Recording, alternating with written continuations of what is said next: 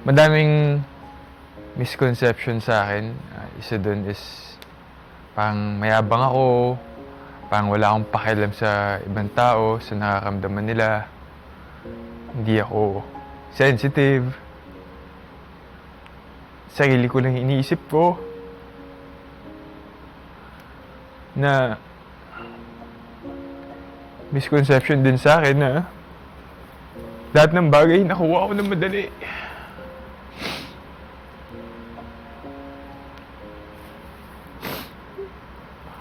Pero naghihirap din naman kasi ako.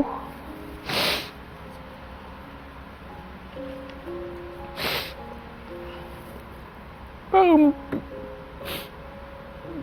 nakikita ng mga tao na lahat ng bagay madali lang para sa akin. Parang perfect yung buhay. Ganyan. Komportable. Lumaki.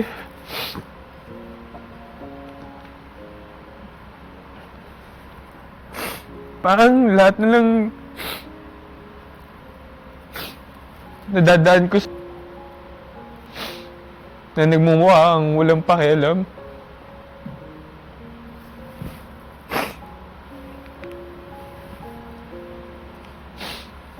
Siguro, isa sa bagay na gusto ko din malaman ng tao yung purpose ko sa buhay. Siguro, proud ako sa sarili ko na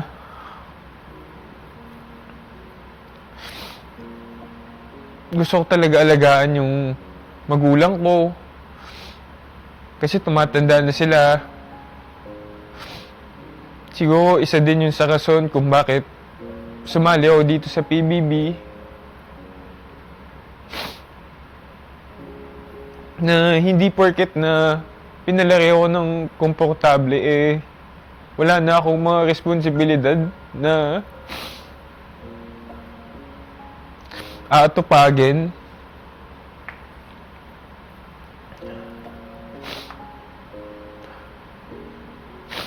Isa din yun na sinasabi nila irresponsible ako.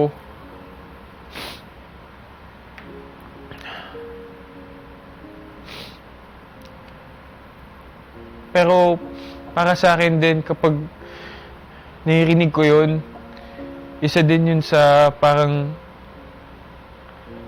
nagbibigay sa akin ng motivation na i-prove sa ibang tao na hindi ako ganun.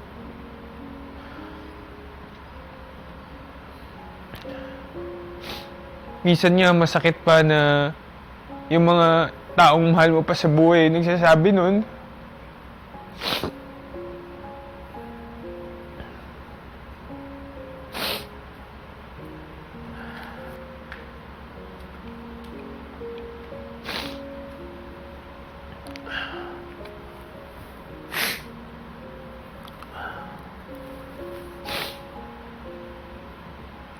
Kaya itong opportunity na to sa akin, itong pagpasok ko din sa bahay ni Kuya, sobrang pinapahalagaan ko siya.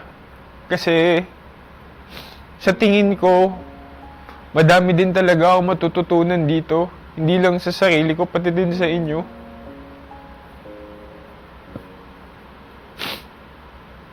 Gusto ko malaman ng mga tao na gusto ko din matuto. Gusto ko din mag-grow.